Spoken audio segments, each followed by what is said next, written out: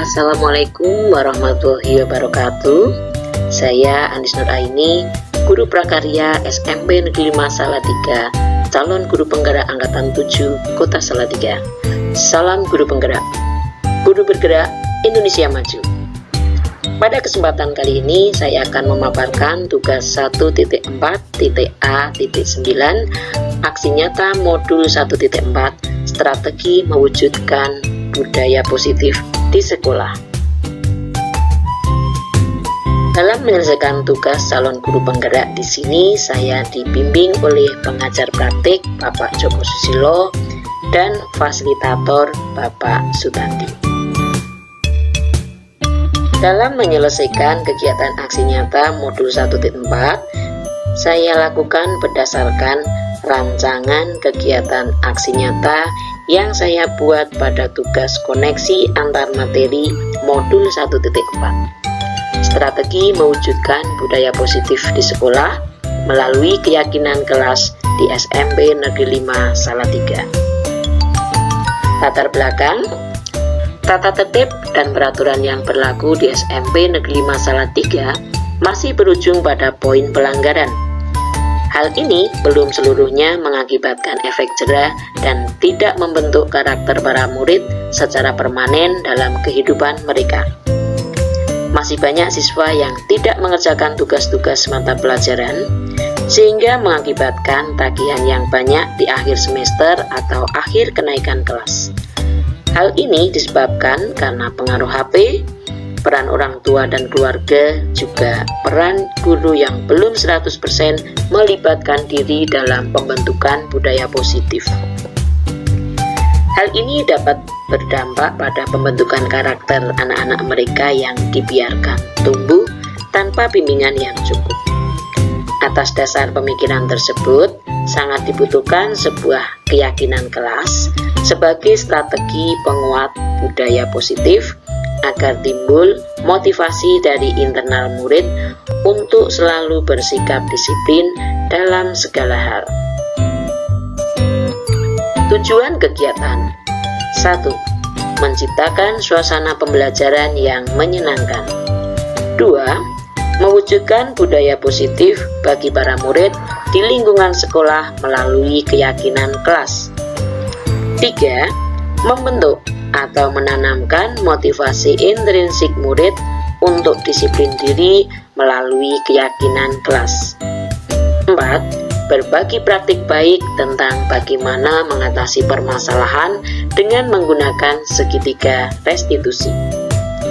5. Berbagi pengetahuan tentang 5 posisi kontrol.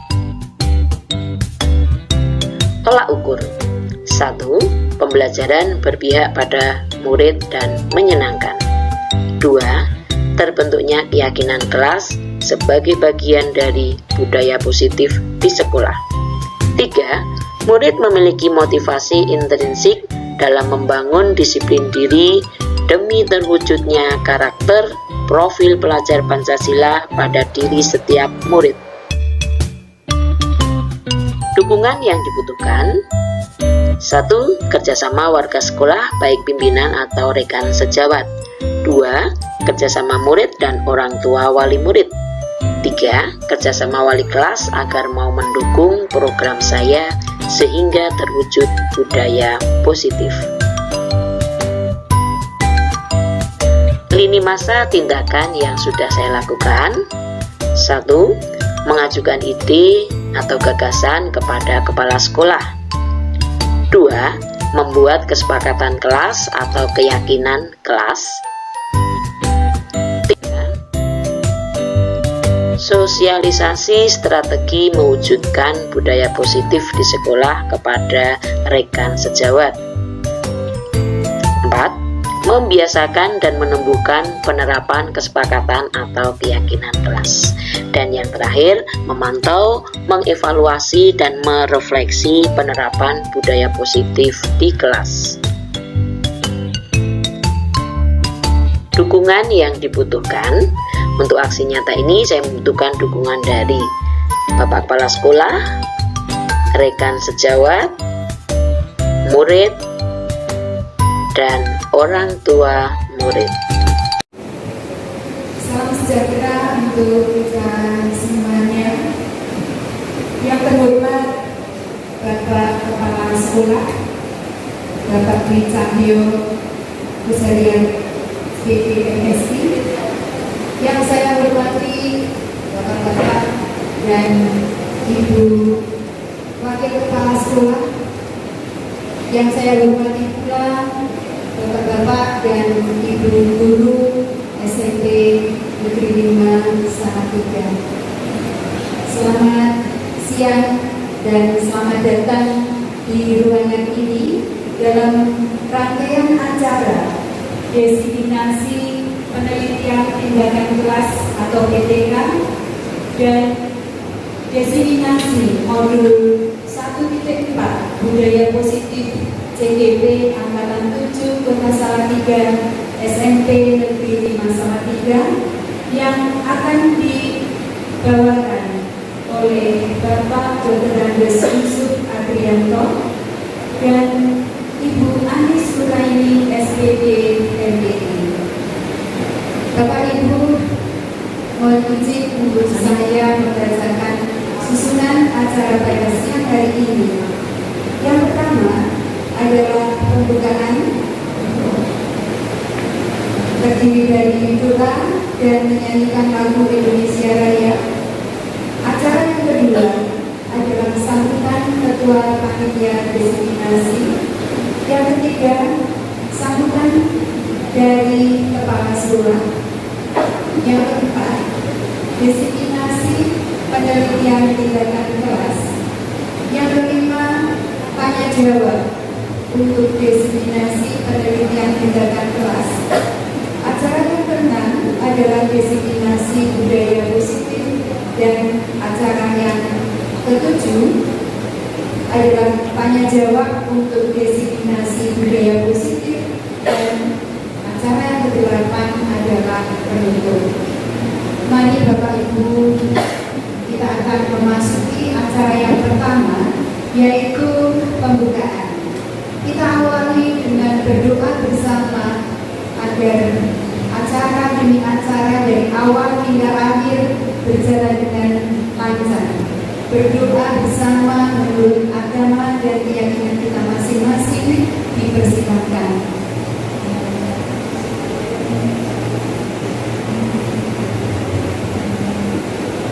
Berdoa cukup.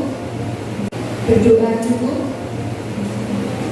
Kita akan lanjutkan dengan menyanyikan lagu kebangsaan Indonesia Raya yang akan dipimpin oleh Bapak Radit. Mohon berkenan Bapak Ibu untuk berdiri sejenak.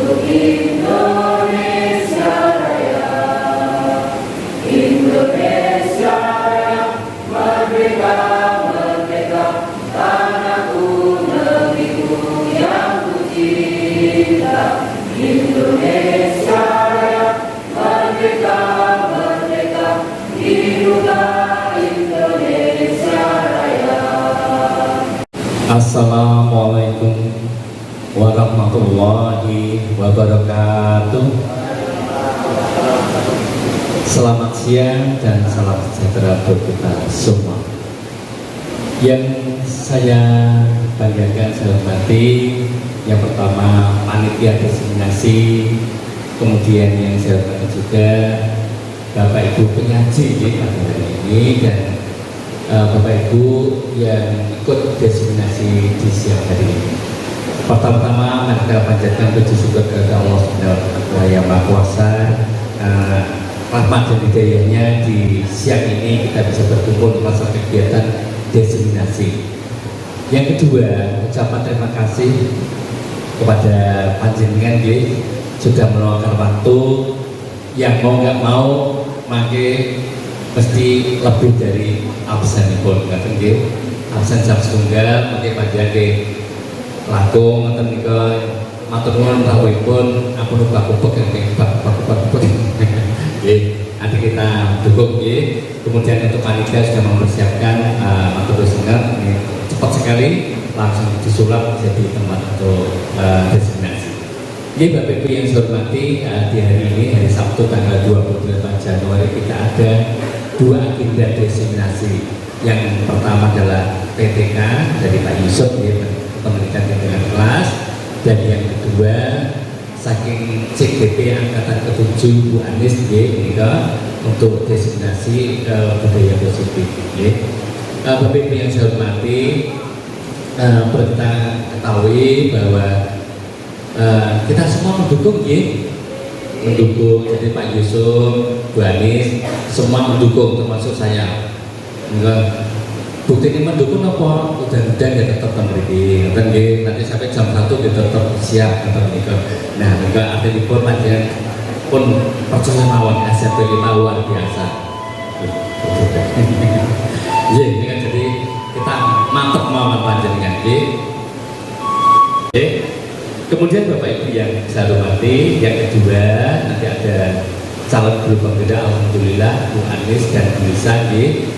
Kita tahu bahwa kalau sekolah kita ada calon guru pembeda, mau nggak mau berarti apa dikatakan bahwa kita bangga, paling nggak ada calon guru pembeda, itu artinya kita kinerjanya utamanya untuk pendidikan atau kurikulum merdeka itu sudah luar biasa. Saya harap nanti Bu Anis bisa meneruskan menjadi motivator sehingga yang lain insya Allah nanti bisa katut. Kalau banyak yang katut, artinya sekolah kita juga akan mendapat nilai yang baik, sehingga yang muda-muda pun tak pokoknya itu melu kita katut enggak, yang penting kita katut alhamdulillah. Pada saat ini juga seperti Bu Anis, Bu Lisa tentang budaya positif karya nyata ini atau istilahnya karya nyata apa aksi nyata aksi nyata ini mudah-mudahan betul-betul menjadi kenyataan. Jadi bukan sewu orang berpikir drama atau bukan, ini langsung loh jadi kita tekanan panjang juga termotivasi nanti untuk pembelajaran kita akan lebih baik. Yang terakhir kami mengharap yang masih muda, masih 50 tahun ini pun guru praktik pengajar guru praktik monggo tetap kita bawanya satu guru anak, kebiasaan yang lain ada lagi kan yang 50 ke atas terus dengan CTP lanjut kebanggaan kita.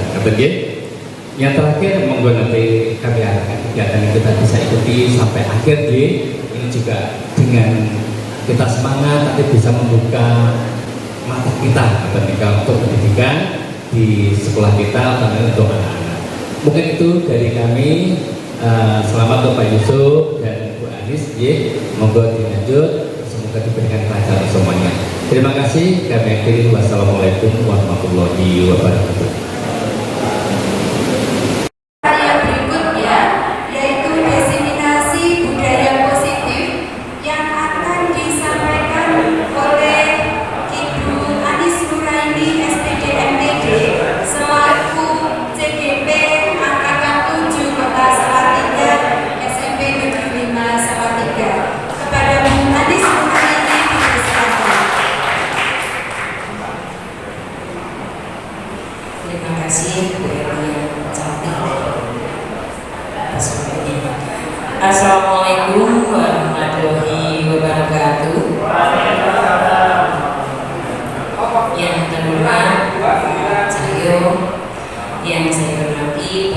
Ibu wakil kepala sekolah, serta Bapak Ibu yang sudah hadir di ruangan ini. Terima kasih banyak atas kehadirannya.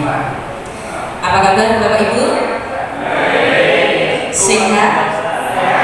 Alhamdulillah sehat. Coba saya akan cek kesehatan Bapak Ibu dulu semua.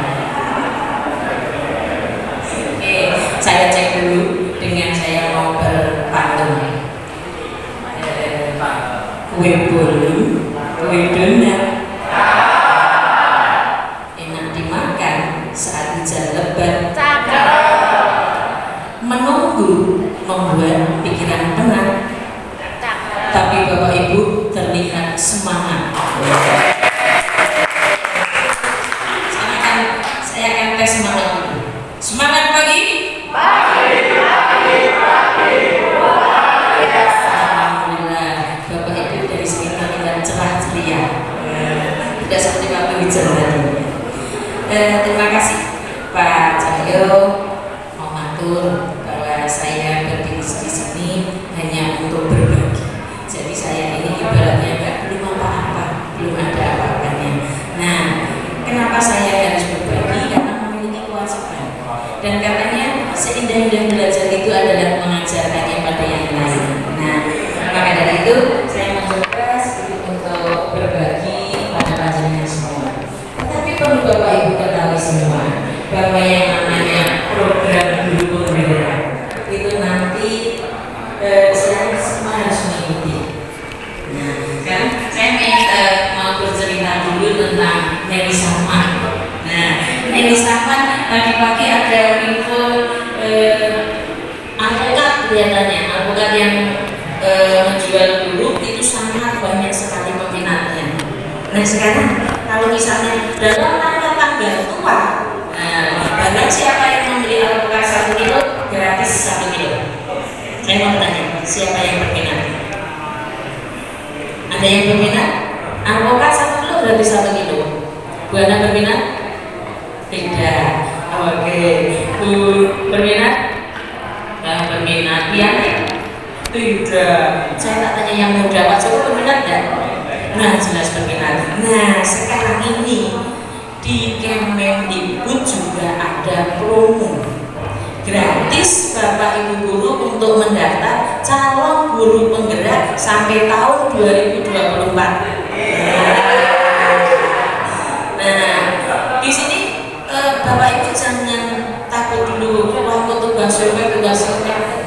Tetapi dinikmati aja prosesnya karena memang itu wadah yang dibutuhkan oleh Bapak Ibu guru dalam rangka mendidik dan mengajar. Mumpung mau diikuti karena nanti tetap akan ada. Nah sekarang ini kan saya masih gratis gimana? Gratis. Bisa jadi kalau jenengan daftarnya nanti bisa jadi tidak gratis 100%, tetapi bisa jadi 50-50. Mungkin 50% dari pemerintah daerah, 50% panjenengan biaya sendiri. Nah, tetap panjenengan harus mau tidak mau mengikuti di JGP itu. Nah, kalau istilahnya nanti panjenengan JGP tidak mendaftar, kemudian daftar tidak lolos, berusaha lagi untuk bisa lolos, mumpung promo tadi.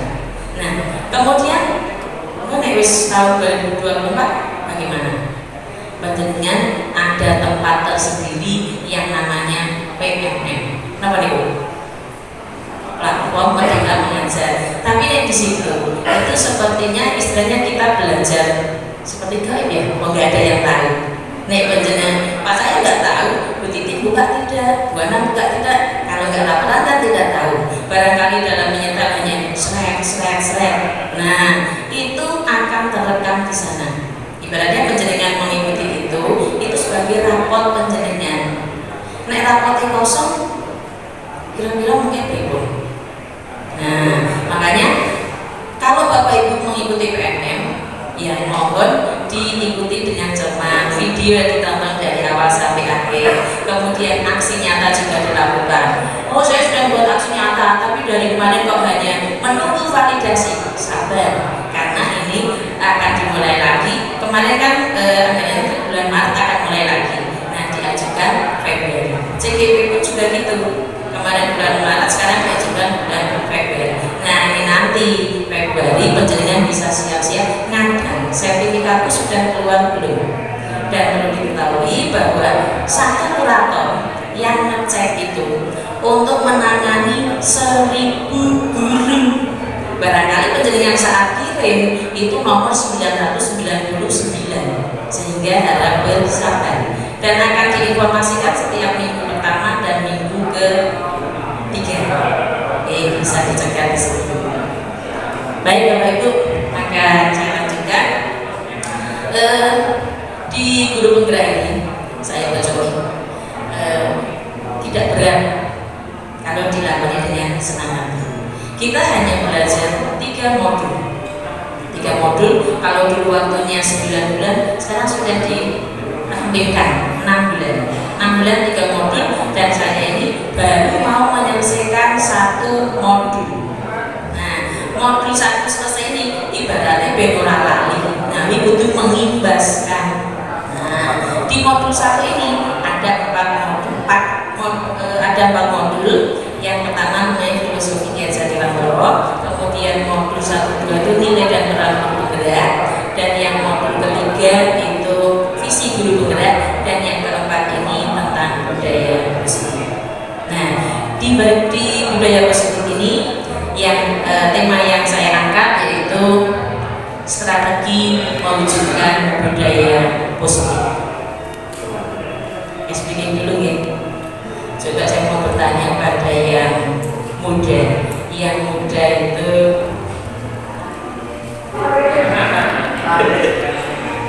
yang muda Bu Lina. Bu Lina, bagaimana perasaan Bu Lina kalau mendengar kata positif?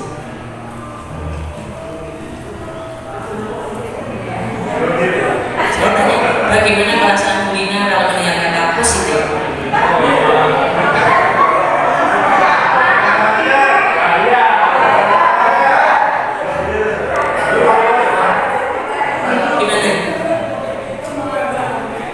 Mendengar kata positif, bagaimana perasaan?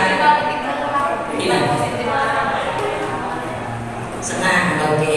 Kalau Pak Adi, bagaimana mendengar kata positif? Perasaan Pak Adi bagaimana? Senang, oke, senang. Ya, kalau positif jelas deg-degan. Berarti JKP saya nanti bagaimana? 9 bulan lagi. Oke, baik Bapak Ibu. Halo. Hai. Oke, Bapak Ibu, sekarang ini yang namanya teknologi, istilahnya arus globalisasi itu kan sangat besar. Kalau kita perhatikan ke anak-anak, mungkin Bapak Ibu merasa sedih. Sedih kenapa? Kok piye ya ini? Anak didik kita yang namanya dengan HP sangat mudah sekali. Ibaratnya dunia sudah di genggaman anak-anak. Ya, rencananya mau melihat pelajaran, mau mencari, monggo Pak Sarno. Selamat datang Pak Sarno.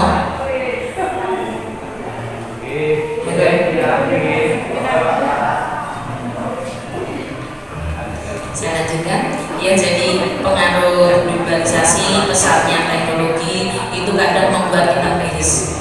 Kok cacah biyen ra koyo jamanku ya. Mengko piye iki ya. Nah, hal inilah yang Bapak Ibu guru istilahnya juga harus bisa mengikuti. Sebagaimana filosofi Ki Hajar Dewantara mengatakan bahwa didiklah anakmu sesuai dengan zamannya. Nah, sekarang zamannya seperti ini. Kalau Bapak Ibu guru istilahnya dalam mendidik masih stay, tidak move on, tidak mengikuti perkembangan zaman, lah gimana nanti anak-anak kita nanti? Nah, inilah yang akan kita kupas di sini. Perlu Bapak Ibu ketahui juga bahwa saya berdiri di sini itu atas bimbingan dari bapak-bapak yang berada di depan ini, 2, yaitu yang namanya Bapak Sutadi, ini fasilitator saya, dan Bapak Joko Susilo sebagai pengajar praktek. Jadi Bapak Ibu untuk mengikuti CPP jangan takut, karena itu kebutuhan. Nah, kalau nggak mau mengikuti, ojo-ojo gue mulai nyawa dewi salah ya. Tidak, itu penerbangan zaman tadi loh. Ibaratnya saya pakai jadi sebenarnya saya tuh mau memupuk anak, tapi justru bukan pupuk karena nggak tahu pupuk sendi, ibaratnya seperti itu. Nah, maka dari itu monggo mengikuti, ikutilah. Rasanya wah, nggak ada waktu untuk keluarga, aku ikutilah yang di PMN. Nah, sehingga bisa mengikuti perkembangan zaman. Jadi Bapak Ibu, kalau misalnya Pak Joko kesini, nah itu istilahnya dalam rangka membimbing saya. Baik, saya lanjutkan dengan pertanyaan pemantik. Saya hanya menginginkan pendapat Bapak Ibu. Saya ingin pendapatnya Bu Yanti. Bagaimana Bu Yanti? Iya, Pak, pendapat Bu Yanti apa? Iya, memang belum saya berikan. Nah, ini loh Bu Yanti. Hukuman dapat mendisiplinkan anak menurut Bu Yanti bagaimana? Bu, setuju atau tidak setuju? Iya. Bagus, Bu Yanti setuju. Saya ingin pendapatnya Bu Vena. Tidak setuju. Oke, kalau Bu Pak Yang, hukuman dapat mendisiplinkan anak. Oh, saya suruh push up anak-anak. Oh, setuju dapat mendisiplinkan ya. Bagus. Oke, jawabannya beragam. Saya lanjut untuk pertanyaan kedua. Jadi jawabannya disimpan dulu, ada yang setuju, ada yang tidak setuju. Pertanyaan kedua, pemberian hukuman dengan hal positif seperti membaca atau membersihkan halaman sekolah dapat meningkatkan disiplin anak. Yang setuju tunjuk jari. Oh, setuju. Yang tidak setuju. Oh iya, ada yang tidak setuju. Oke, kita simpan karena jawabannya ada di paling bawah. Pertanyaan ketiga, setuju atau tidak setuju? Memberi penghargaan dapat meningkatkan motivasi belajar anak. Nah, setuju. Oh, sekarang udah. Ada yang tidak setuju? Oke, Bu Yanti tidak setuju. Baik Bu Yanti, simak baik-baik karena ada jawaban di slide terakhir. Tadi kan saya hanya minta pendapatnya dulu. Ya, jadi nanti penjelasannya kira-kira dewi. Oh, aku speaker berani sudah dijawab ngomong bener kabeh. Nah, jawabannya dari slide terakhir. Oke, saya lanjutkan. Nah, ini William Glasgow dalam teori kontrolnya itu mengatakan bahwa setiap perilaku atau perbuatan itu memiliki tujuan. Nah, artinya apabila kita mendapati anak itu tidak mengerjakan tugas, di kelas hanya mengganggu temannya, kemudian di belakang hanya bermain HP, nah itu pasti ada tujuannya. Nah, kemudian dengan mengaitkan nilai-nilai kebajikan yang diyakini seseorang, maka motivasi intrinsiknya akan terbangun sehingga menggerakkan motivasi dari dalam untuk dapat mencapai tujuan mulia yang diinginkan. Nah, jadi nilai-nilai kebajikan itu harus kita munculkan. Nah, di nilai-nilai kebajikan ini sifat-sifat positif manusia yang merupakan tujuan mulia yang ingin dicapai setiap individu. Nilai-nilai tersebut bersifat universal dan lintas bahasa, suku bangsa, agama maupun latar belakangnya. Maksudnya dimanapun nilai kebajikannya itu kebajikan itu yang tertera kalau di kurikulum Merdeka itu dengan profil pelajar Pancasila. Ada berapa dimensi? 6. Sudah hafal semua gitu. Nah, yang pertama pasti yang kaitannya dengan sana. Nah, beriman dan bertakwa kepada Tuhan Yang Maha Esa. Kemudian apalagi Pak Joko sudah satu, gotong royong, kependidikan, gotong royong, kreatif, penanalitis, mandiri. Nah, ini di kurikulum Merdeka. Sebenarnya Bapak Ibu itu sudah menerapkan yang namanya karakter anak, ya, melalui apa? Misalnya di kelas ada rasa hormat, kemudian integritas juga diciptakan di kelas, percaya diri, kerja sama, kemudian empati, rasa hormat, kreativitas, kemitraan, ada antusias dalam belajar, menghargai. Nah, ini semua sudah Bapak Ibu terapkan di kelas. Oke, saya lanjutkan. Nah, ini mengapa kita melakukan segala sesuatu. Nah, jadi orang melakukan sesuatu itu pasti ada alasannya. Seperti Bapak Ibu berada di sini, itu kan juga ada alasannya. Nah, sama anak kenapa tidak mengerjakan PR, itu juga karena ada alasannya. Kenapa saat diajar kok malah gojek sendiri, di belakang berbicara sendiri? Nah, itu ada alasannya. Dan tentunya kita yang harus introspeksi. Oh, mungkin dalam mengajarnya saya kurang keras sehingga belakang gadanya akhirnya bermain sendiri. Nah, seperti itu. Nah, ternyata kenapa ada alasannya tadi? Karena memiliki motivasi. Ya, anak melakukan sesuatu itu karena memiliki motivasi. Nah, menurut Daily Kursi seperti itu ya Bianti. Ya, itu bahwa ada 3 motivasi perilaku manusia. Ya, ada 3.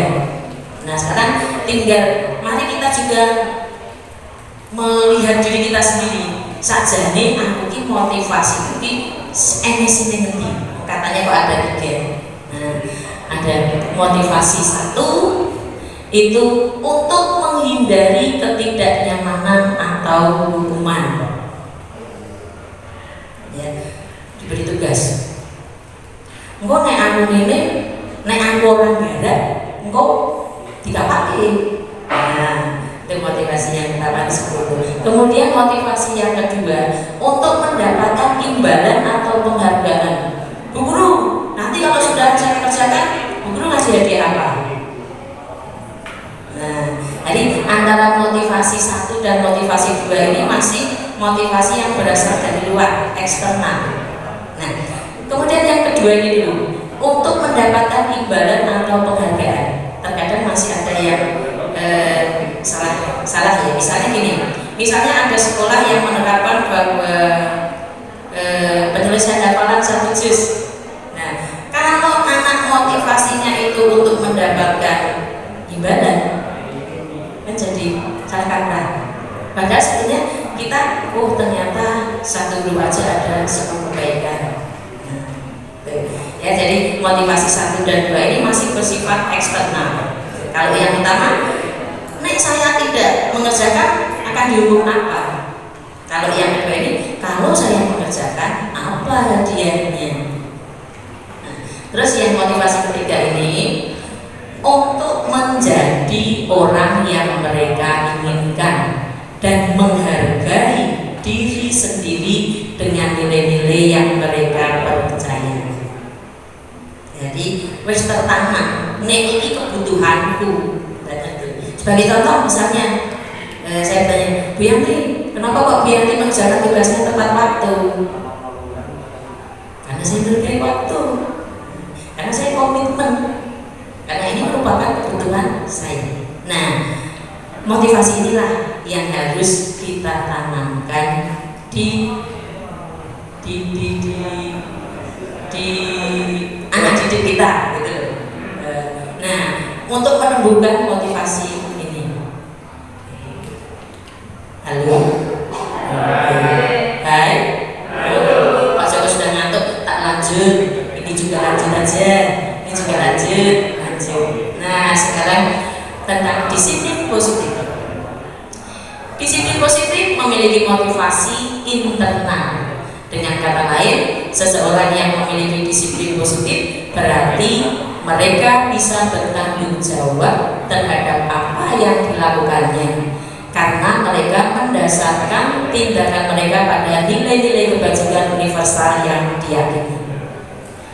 Sebagai pendidik, tujuan kita adalah menuntut anak-anak memiliki disiplin positif sehingga mereka dapat berperilaku dengan mengacu pada nilai-nilai kebajikan universal dan memiliki motivasi intrinsik bukan ekstrinsik. Sekarang saya mau tanya, yang Bapak Ibu hadapi di kenyataan, apakah sudah dapat mendapati anak-anak berperilaku dengan mengacu pada nilai-nilai kebajikan 100%? Belum. Oke, kenyataan itu. Mau kadang kita di kelas saja anak kucing yang keluar kata-kata selangit. Tahu pasti lagi kata-kata selangit. Oke. Nah, itu kan yang membuat kita miris. Lah, kenapa kok ya sampai keluar kata-kata itu?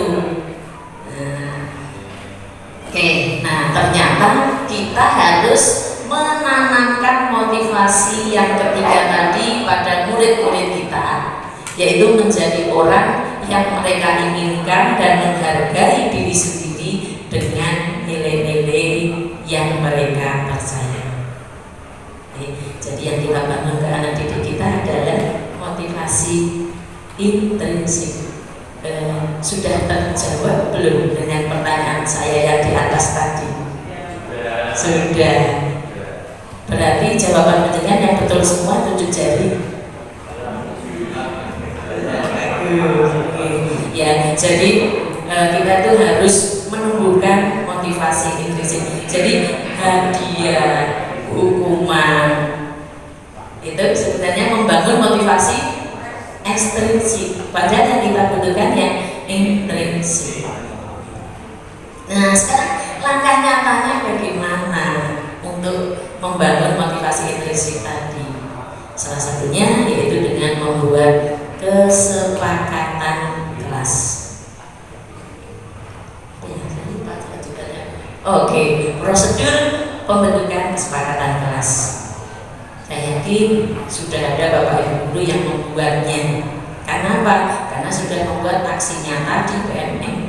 Ya, mudah-mudahan ada yang belum, sehingga nanti ada manfaatnya. Yang pertama, mempersilakan murid-murid untuk bercurah pendapat tentang peraturan yang perlu disepakati di kelas. Jangan ngomong, piye nak yo pembelajaran ini enak, menyenangkan, kalian tidak bosan. Kemudian yang kedua, mencatat semua masukan para murid di papan tulis atau di kertas plano, di mana semua anggota kelas atau warga sekolah bisa melihat hasil curah pendapat. Yang ketiga, susunlah keyakinan kelas dengan mengganti kalimat-kalimat dalam bentuk negatif menjadi positif. Jadi yang misalnya kok jangan berlarian di kelas. Nah, jadi kata jangan itu diubah menjadi yang kalimat positif. Yang keempat, mengubah kalimat peraturan menjadi nilai kebajikan. Jadi kata peraturan itu diubah menjadi kebajikan. Kenapa? Kalau peraturan nanti identik dengan gue nek aturanmu kok dihukum, aku kok itu poin piro. Nah, poinnya itu ijol ke apa? Nanti ada bertanya seperti itu lagi. Yang kelima, menyatukan pernyataan-pernyataan yang sejenis dalam satu nilai kebajikan. Yang keenam, semua warga kelas dipersilakan menyetujui dengan menandatangani keyakinan kelas. Oke, mari kita simak biar lebih jelas. Kalau dari paparan saya mungkin kurang paham, kita pahamkan dengan tayangan video nanti. Halo? Halo? Jadi belum bunyi ya? Oh, sudah.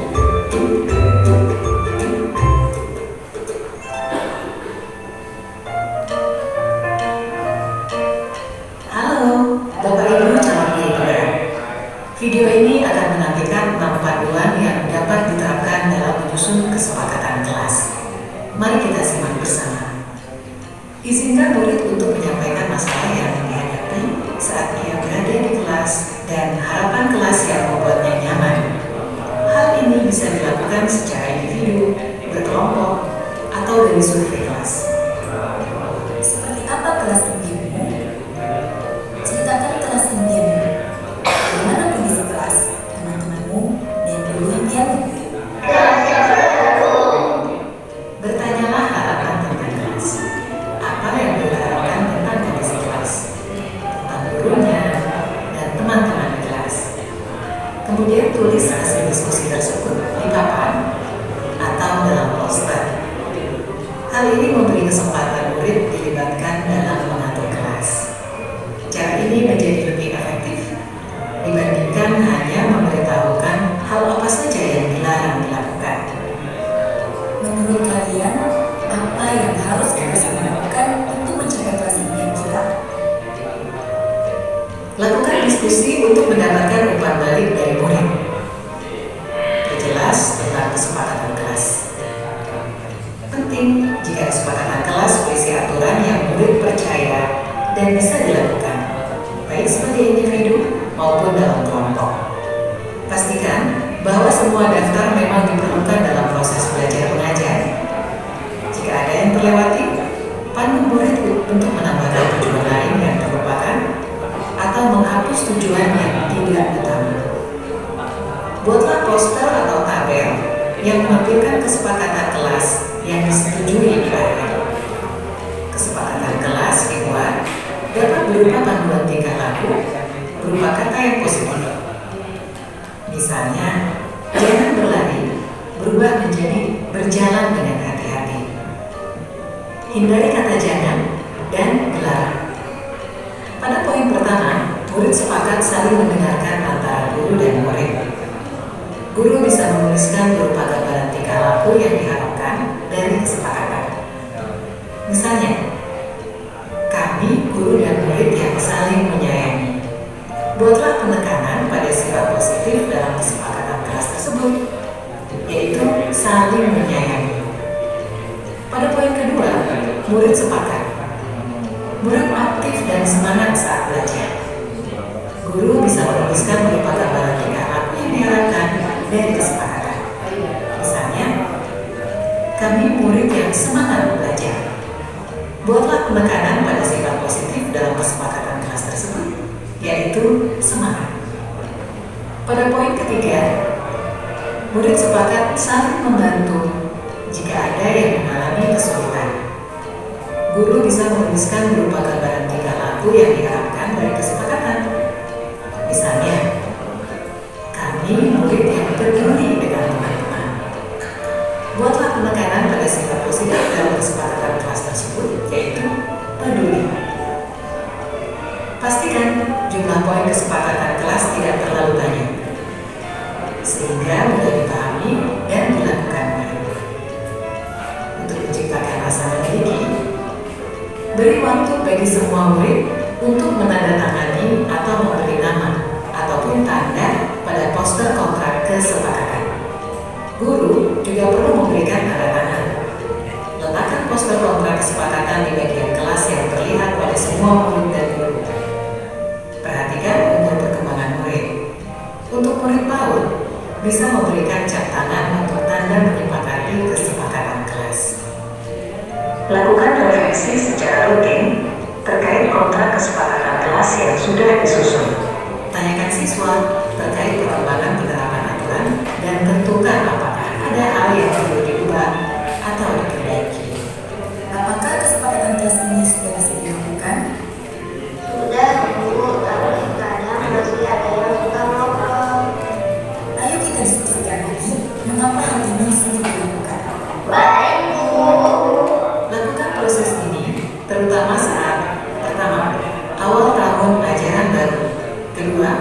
saat ada murid yang melakukan hal yang tidak sesuai kesepakatan. Ketiga, sebelum menjalankan aktivitas baru. Keempat, ketika awal masuk sekolah setelah libur panjang. Proses ini tidak akan pernah berhenti dan akan selalu dikembangkan. Seperti proses belajar yang terus berlangsung selama kita hidup. Semangat mencoba! Ya, terima kasih Bapak Ibu masih stay tune di sini. Masih semangat? Oke. Itu tadi gambaran untuk membuat keyakinan kelas. Adakah Bapak Ibu yang sudah membuat? Sudah diterapkan di kelas? Sudah. Kemudian tadi harus apa? Nek wis ono keyakinan kelas harus ada apa? Ada evaluasi. Jadi tidak hanya sebagai wajangan saja, tapi itu sebagai wajangan yang hidup. Jadi misalnya ada anak yang ada yang melanggar, tinggal kita diudohi, ya diudohi kok terus itu juga gimana mari dengan kesepakatan batasnya. Oke, nah ini contoh kesepakatan kelas. Setiap anggota kelas perlu belajar, setiap anggota kelas perlu senang, setiap anggota kelas perlu mengerjakan tugas, setiap anggota kelas perlu saling menghargai, setiap anggota kelas perlu merasa aman. Ini untuk anak SD. Kemudian ini selalu bersikap positif, senantiasa menjadi diri terbaik, percaya dan menghormati orang lain serta barang miliknya. Kemudian berkomitmen terhadap setiap tugas, senantiasa membantu. Ya, mungkin SD, SMP. Ini ada yang lebih sedikit lagi, hanya 3. Ada hormat, bekerja, kemudian diterima dan dimiliki. Nah, ini hanya sebagai dokumentasi yang sudah saya lakukan. Saya melakukannya juga baru awal semester ini. Sama istilahnya saya mengajak anak untuk berdiskusi dulu, biar naik kelas ini, kok baris untuk biar naik ulang. Ini saya tawarkan pada anak-anak. Kemudian ini yang sudah saya lakukan juga memberikan kertas sehingga semua siswa itu berpendapat, memiliki pendapat. Nah, kemudian dari usulan anak-anak tadi, dari usulan setiap anak, saya minta untuk yang membacakan juga siswa. Tinggal kemudian di pondok-pondok, oh kita maksudnya kategori ini yang ini. Nah, setelah itu saya itu baru anak saya minta untuk menulis di depan kelas. Di depan kelas, kemudian di bawah juga tanda tangan, saya foto, saya di grup di kelas. Di grup kelasnya, dan siswa juga menulis di awal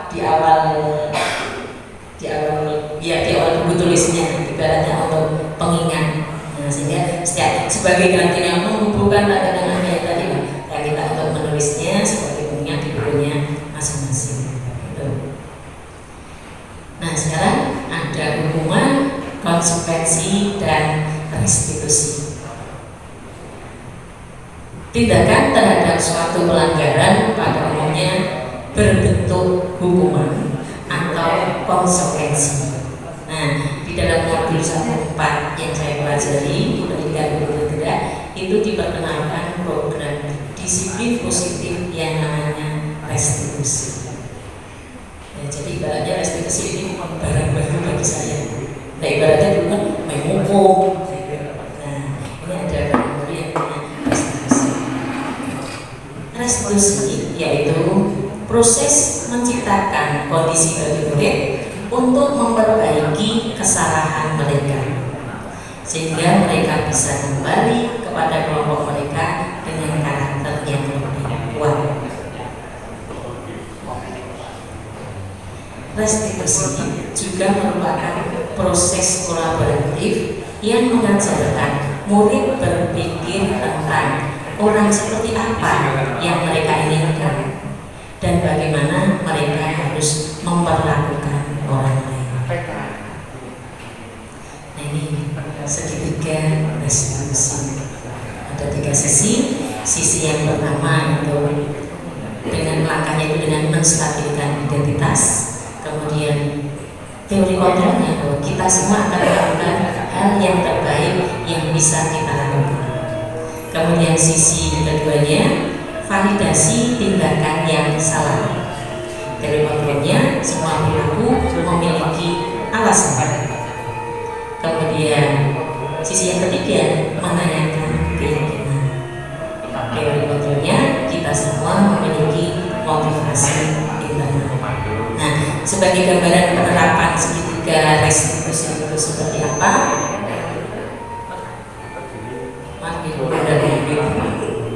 Sebagai contoh penerapan segitiga restitusi, ini yang saya pernah melakukannya. Ini anak diizinkan bawa HP, otomatis akan selalu mencuri-curi meskipun kita sudah mengingatkan di awal. Istilahnya ditinggal ke sini sedikit, klung-klung-ting, langsung segera dipegang HP-nya. Nah ini saya melihat gelagatnya ini, gelagat yang di depan ini loh. Memang duduknya di depan mungkin merasa nggak kelihatan, anak tak kita. Yang dewasa, kalau saya pandang, berhenti memandang saya nggak memandang dia dulu. Nah seperti itu. Nah ini ternyata dia malah bermain HP. Padahal kita sudah memiliki kesepakatan kelas tadi. Nah awalnya ya memang saya tegur, hanya tegur biasa. Tapi yang tegur biasa bisa akan berlanjut. Nah biar tidak berlanjut, yang tadi ada pilihan untuk menerapkan segitiga restitusi. Ini yang pertama dengan menstabilkan identitas. Terdengar betul? Ketika tadi saat menulis menjelaskan, Bu harus lihat ketika sedang bermain game saat jam pelajaran prakarya. Mengapa hal itu bisa terjadi? Iya Bu, maaf. Tadi saya bilang saat pelajaran prakarya karena tugas saya sudah selesai dan untuk mengusir kebesaran saya bermain game. Ada yang lainnya? Saya sebenarnya juga tidak bermaksud bermain game Bu, Tapi apa?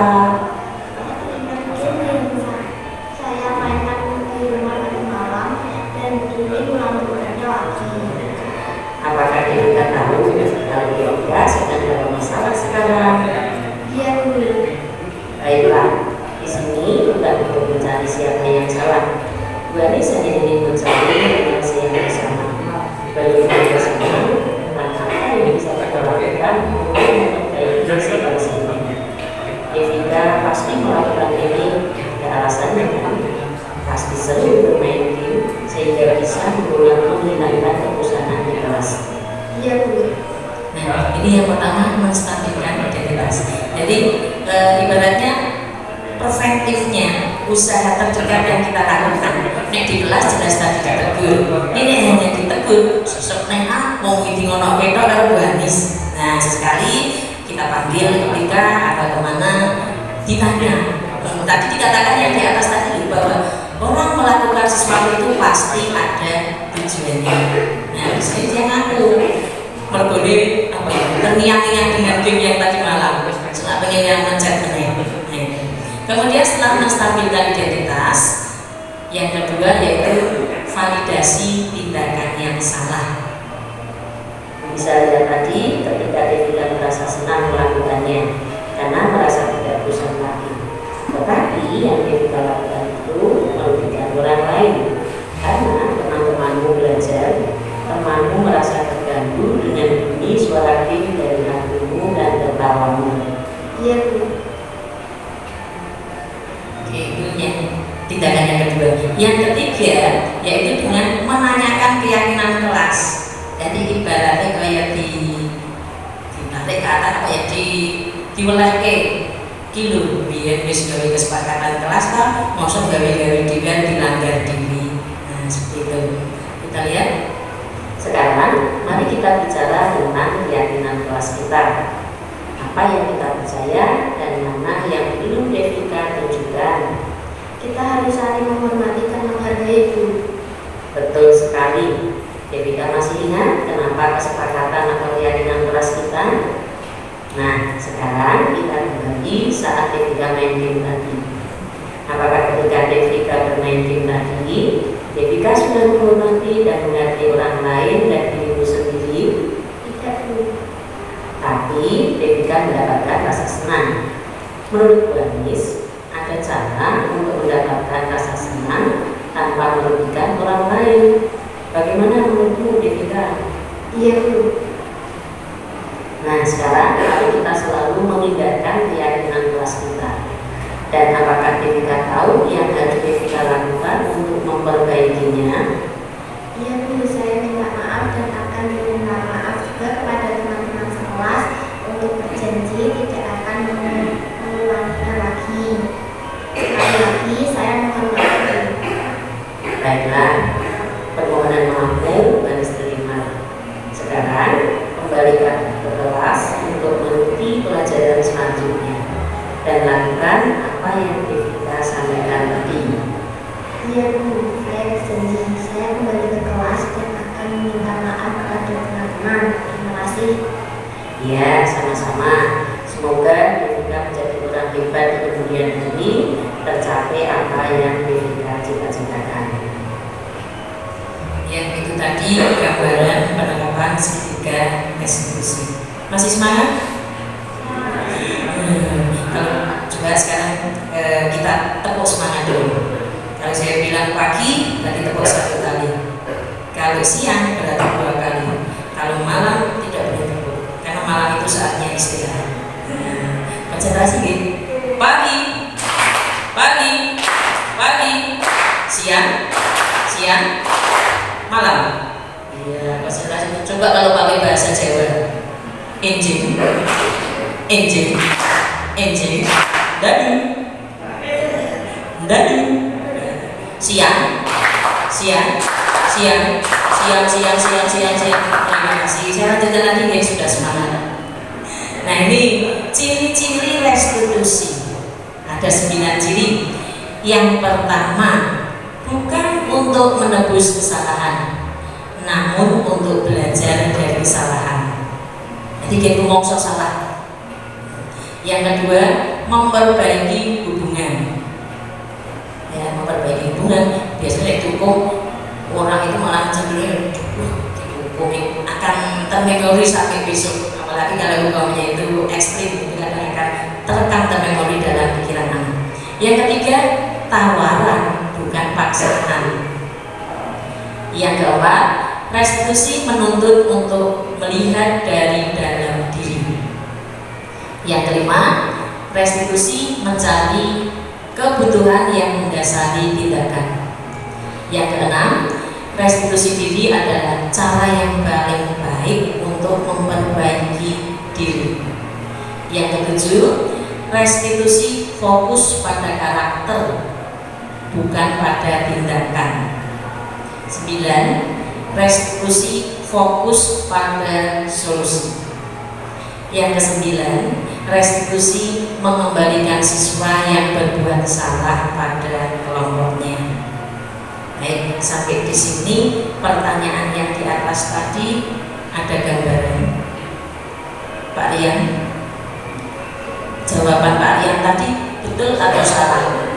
Salah semua. Alhamdulillah, berarti Pak Rian sadar diri. Oke, saya lanjutkan. Nah ini, jadi anak melakukan sesuatu ada alasannya. Nah, karena ternyata juga memiliki 5 kebutuhan dasar, bukan pangan sandang papan. Nah, 5 kebutuhan dasar manusia itu apa? Yang pertama adalah kebutuhan untuk bertahan hidup. Istilahnya Pak Aryan tahu. Kebutuhan yang bersifat fisiologis untuk bertahan hidup, misalnya kesehatan, rumah, dan makanan. Monggo sambil didahar. Habis. Nanti di bawah masih. Yang kedua, kebutuhan kedua, kebutuhan kasih sayang dan rasa diterima. Sudah dapat belum? Sampun, alhamdulillah. Kita lihat sini maksud apa toh kebutuhan kasih sayang itu. kebutuhan untuk disayangi dan diterima, meliputi kebutuhan akan hubungan dan koneksi sosial. Nah, berarti jenengan nenengke kanca, mesake kancane, berarti kehilangan kasih sayang, gitu. Kebutuhan untuk memberi dan menerima kasih sayang, dan kebutuhan untuk merasa menjadi bagian dari suatu kelompok. Kebutuhan ini juga meliputi keinginan untuk tetap terhubung dengan orang lain seperti teman, keluarga, pasangan hidup, teman kerja. Teman kerja itu dengan teman kerja butuh kasih sayang, tapi harus dibedakan.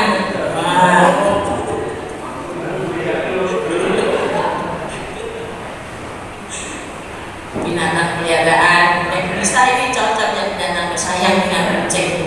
Ada di sekolah sampai nangis-nangis. Kenapa aku bisa? Kucing saya masuk dokter.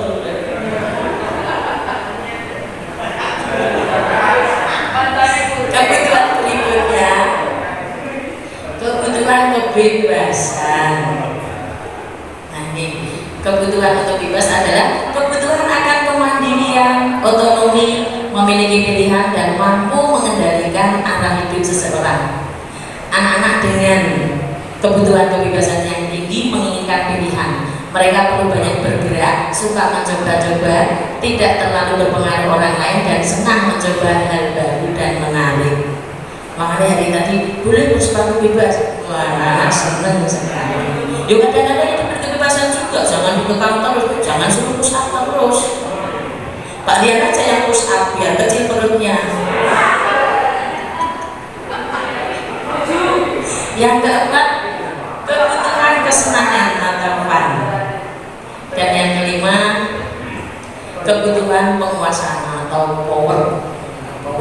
Kebutuhan ini berhubungan dengan kekuatan untuk mencapai sesuatu, menjadi kompeten, menjadi terampil, diakui atas prestasi dan keterampilan kita, didengarkan dan memiliki rasa harga diri.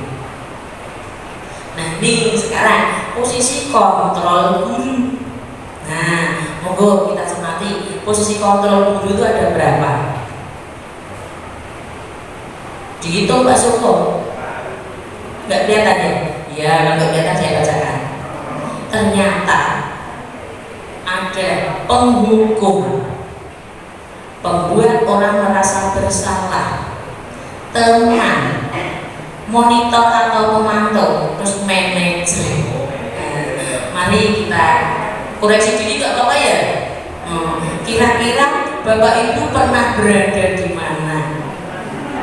Coba salah satu minta pendapatnya. Ya, Bapak Ibu pernah di posisi mana? Teman ya, jangan TRT. Kok ketawa? Teman. Pak Ari pernah di posisi mana Pak Ari?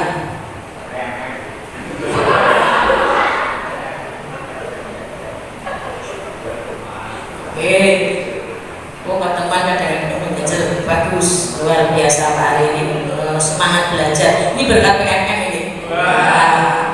Saya pengen tahu yang muda. Bu Fitri, pernah posisi mana Bu Fitri? Oh, yang luar biasa monitor. Burung, pernah di mana burung? Manajer, bagus sekali burung ini.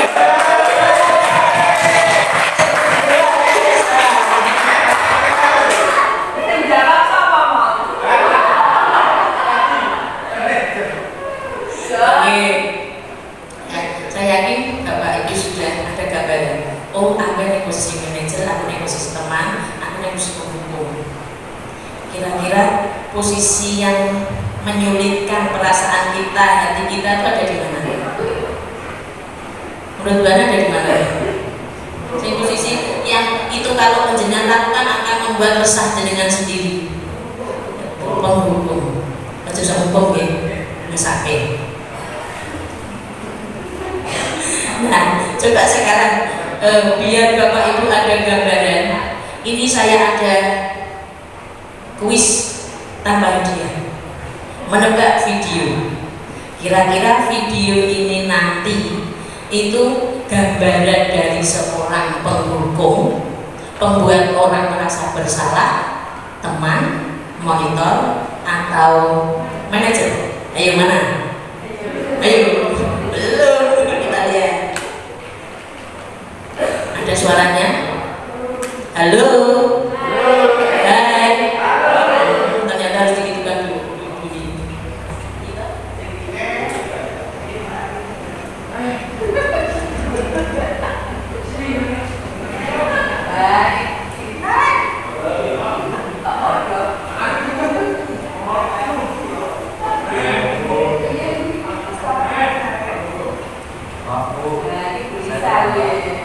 Sekolah masuknya jam 7, sekarang sudah jam 7.20.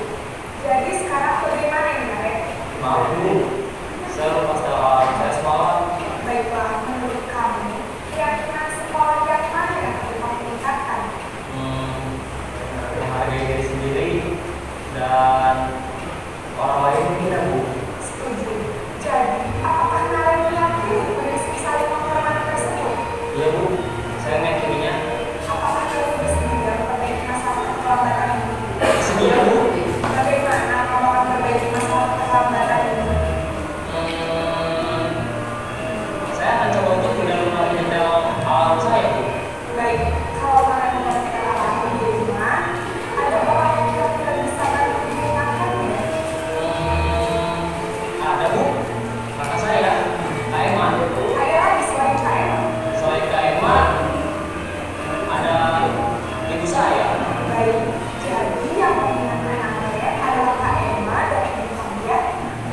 Kira-kira akan mulai alami kapan kalian? Setelah pulang sekolah, akan segera saya lakukan. Baik, jadi kalian akan segera alami untuk bangun besok pagi dan akan diingatkan oleh kakak dan ibu dan kalian. Ada lagi yang lebih perlu dilakukan kalian agar tidak terlambat bangun lagi. Tidak ada Bu. Baik kalian, terima kasih untuk kerjasama kamu. Sekarang kamu perlu kembali ke kelas untuk belajar. Baik Bu, terima kasih. Halo? Iya, siapa yang mau menjawab? Video ini tadi menggambarkan yang mana? Jangan takut salah. Menggambarkan posisi siapa? Betul sekali, luar biasa Bu. Berarti saya di sini tidak sia-sia karena saya tidak memberi hadiah. Kan tadi kuis tanpa hadiah. Tapi burung luar biasa, berarti kan memahami. Baik, saya lanjutkan. Masih sedikit. Nyebar godong-godong, sabar satu. Nah ini, ayo tugas lagi nih. Yuk kita simak. Yang pertama, mencatat 100 kali di dalam buku kalimat. Saya tidak akan terlambat lagi karena terlambat ke sekolah. Apa? Hukuman. Oke. Jawabannya diingatkan sendiri ya. Nanti cocokkan dengan kunci. Yang kedua, lari mengelilingi lapangan sekolah 2 kali karena terlambat hadir di sekolah. Siapa yang jawab konsekuen? Yang ketiga, siswa diminta untuk push up 15 kali. Apa ini, konsekuen atau hukuman? Hukuman. Menggantikan kertas tugas teman yang dicoret-coret. Meminta siswa tidak menggunakan sepatu seharian karena tidak menggunakan sepatu hitam. Misalnya di sana banyak itu. Hukuman atau mas? Apa Pak Joko ini? Apa ini tadi yang sepatu sudah lepas itu konsekuen atau hukuman? Konsekuensi. Nanti dilihat. Kemudian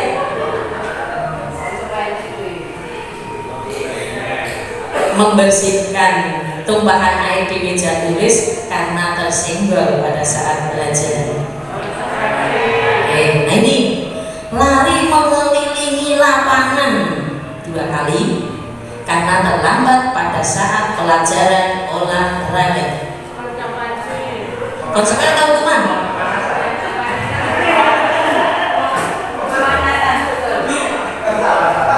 Konsekuen atau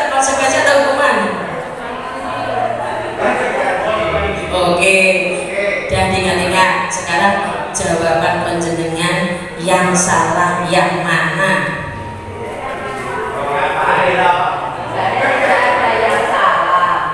Ada yang betul semua? Luar biasa, Pak Burung memang luar biasa.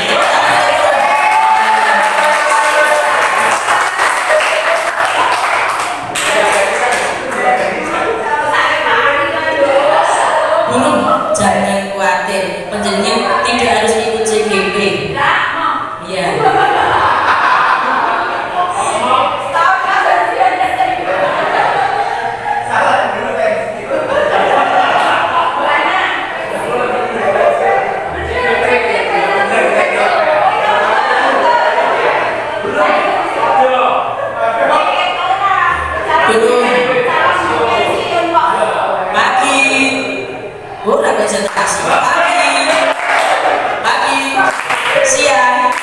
Siang, malam.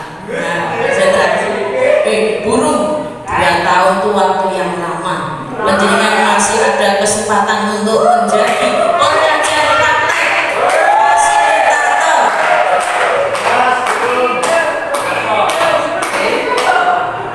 Baik, saya lanjutkan.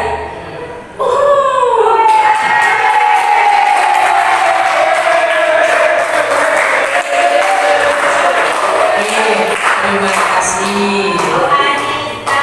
Demikian tadi yang bisa saya sampaikan. Belum saya tutup loh ya. Waktu saya kembalikan dulu pada pengacara yang cantik.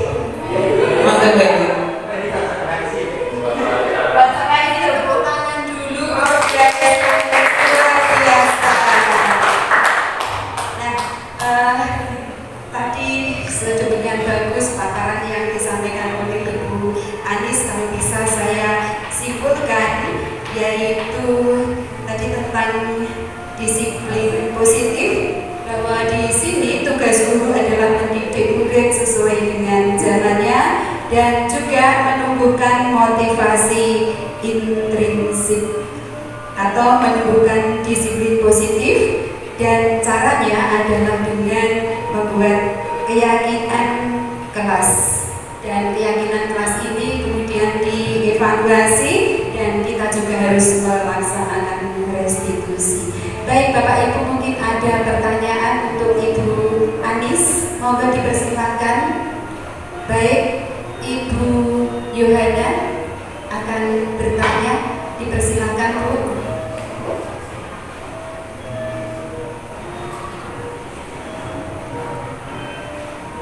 Terima kasih atas waktunya Bu Eli.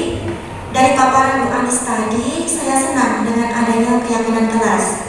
Namun, ada satu hal yang sangat memprihatinkan bagi saya dan mungkin juga kita semua, dengan keadaan anak-anak yang dalam bercanda suka berkata yang tidak sopan. Terkadang spontanitas keluar kata-kata binatang. Mohon pencerahannya untuk permasalahan ini kaitannya dengan budaya positif. Terima kasih. Terima kasih untuk Bu Yohana atas pertanyaannya. Mungkin masih ada Bapak Ibu guru yang ingin bertanya lagi, dipersilakan. Monggo. Sepertinya tidak ada, Bu Anis bisa langsung dijawab, monggo. Ya, terima kasih. Close dulu untuk Bu Yu. Luar biasa sekali pertanyaannya. Ini pertanyaan yang sangat menggelitik ya Pak Jawa. Ya, sekarang kan anak-anak itu bercanda terus keluar kata apa coba? Oh binatang gitu. Ya. Kira-kira kalau Pak Rian bagaimana? Oh tadi udah mendengarkan penjelasan saya. Kalau menghadapi seperti itu Pak Rian akan bagaimana?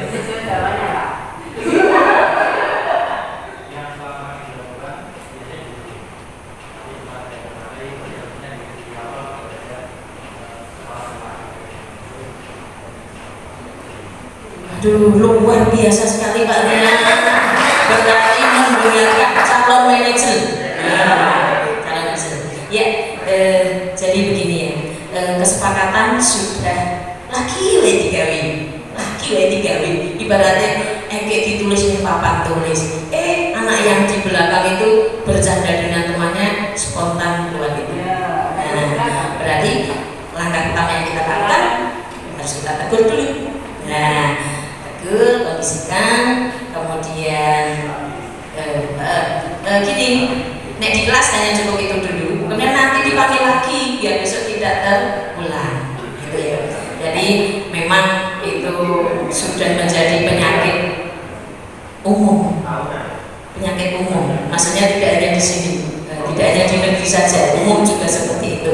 Nah, kita sebagai pendidik, bahwa tadi dikatakan didiklah anak sesuai dengan zamannya. Makanya di sini tadi di pembelajaran pun ditanamkan nilai-nilai kebajikan, yaitu dengan profil pelajar Pancasila. Jadi ini sebenarnya tidak hanya tugas satu guru yang membuat keyakinan kelas, tapi sama-sama semua. Barang siapa mendengar kata-kata yang seperti itu, nah harusnya kita harus langsung respect, minimal menegur dulu. Kalau memang itu di kelas ya berarti guru. Kalau kemudian misalnya di luar kelas ya siapa yang mendengar, jangan aku nggak keyakinan kelas kok. Nah, jangan seperti itu. Oke, itu ya Bu. Terima kasih. Ada lagi yang mau bertanya? Bertanya, berpendapat boleh.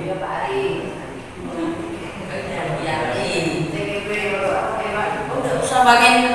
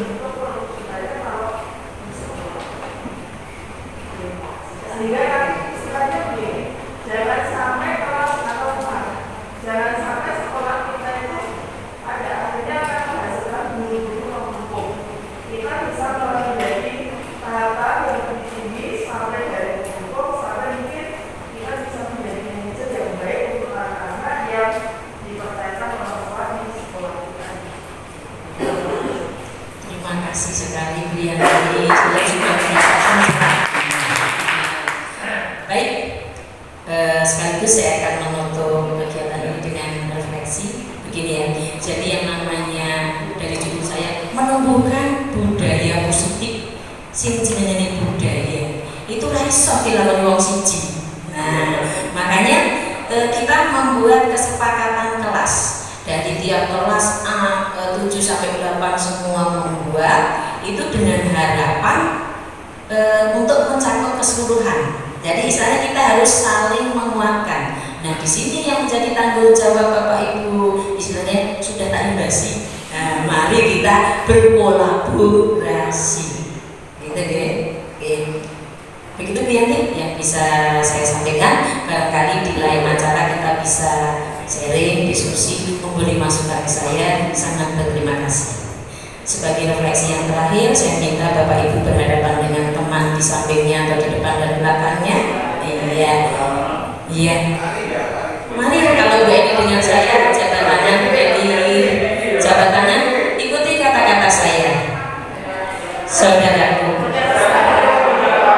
hari ini kita sudah belajar untuk membuat PTK. Untuk membuat PTK.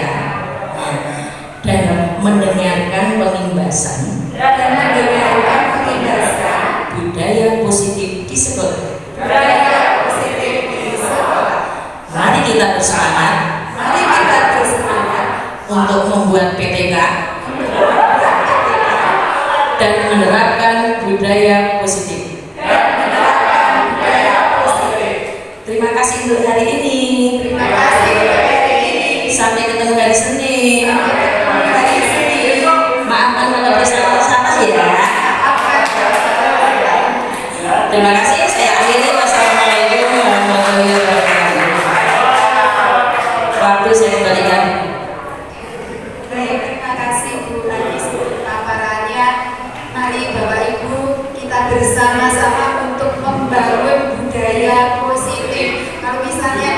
sedang di kelas ada anak yang mungkin rambutnya, sepatunya, kemudian makan di kelas, yang mana ini adalah ada di tata tertib tidak boleh.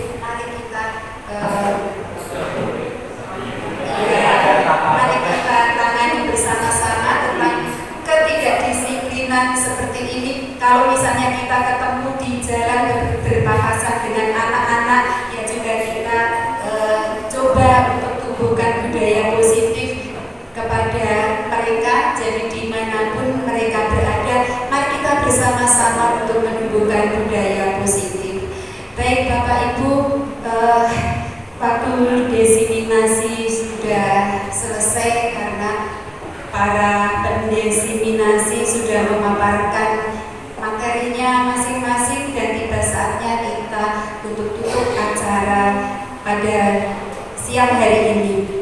Terima kasih kepada Bapak Ibu yang sudah berkenan hadir dan mengikuti acara ini sampai akhir, dan kami mohon maaf apabila sebagai pembawa acara ada salah-salah kata dan perbuatan saya. Marilah kita tutup acara ini dengan berdoa bersama-sama menurut agama dan keyakinan kami kita masing-masing. Berdoa dipersilakan.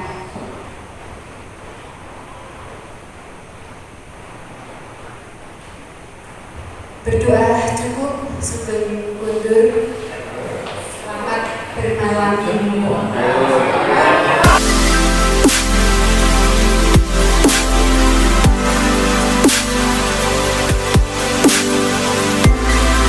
Assalamualaikum warahmatullahi wabarakatuh. Saya Dwi Cahya Kosharyanto, Kepala SMP Negeri 5 Salatiga. Saya sangat menyambut baik adanya program guru penggerak yang dilaksanakan Kemendikbudristek, karena kami yakin program ini dapat meningkatkan kompetensi bagi para guru. Izinkan saya memberikan testimoni atas diseminasi yang telah dilaksanakan oleh Ibu Anis Nuraini dengan tema mewujudkan budaya positif di sekolah.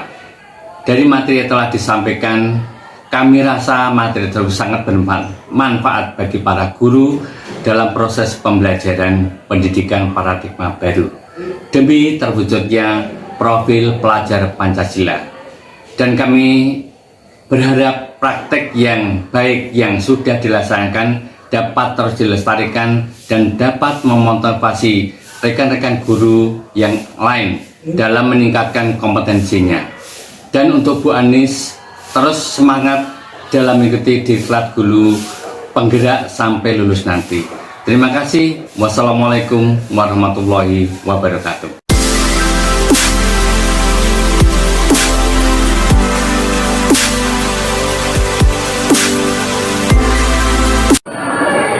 Perkenalkan, nama saya Trivena Aprilia. Saya guru mata pelajaran pendidikan agama Kristen di SMP Negeri 5 Salatiga. Hari ini saya akan memberikan umpan balik kepada Ibu Anis Nuraini tentang sosialisasi strategi penerapan budaya positif di sekolah. Terima kasih Bu Anis untuk presentasinya, sangat menarik dan sangat jelas. Kami rekan-rekan sangat mendukung dan akan menerapkan budaya positif ini di sekolah, terutama di kelas kami. Terima kasih Bu Anis, semangat dan sukses terus untuk Bu Anis. Assalamualaikum warahmatullahi wabarakatuh. Perkenalkan, nama saya Joko Kumboro, guru SMP Negeri 5 Salatiga. Pada kesempatan kali ini saya ingin mengucapkan apresiasi yang luar biasa kepada Ibu Anis Nuraini, Sarjana Pendidikan Magister Pendidikan dari SMP Negeri 5 Salatiga. Saya mengucapkan terima kasih yang telah memberikan banyak ilmu kepada kami dalam rangka kegiatan diseminasi modul 1.4 strategi budaya positif di sekolah, calon guru penggerak angkatan 7 Kota Salatiga. Terima kasih juga atas penyampaian materinya yang sangat seru dan menyenangkan. Semoga kedepannya semakin kreatif dalam merancang kegiatan-kegiatan serupa. Sekali lagi, terima kasih atas ilmunya dan sangat bermanfaat bagi kami. sebagai calon guru penggerak berikutnya. Sekian, terima kasih. Wassalamualaikum warahmatullahi wabarakatuh.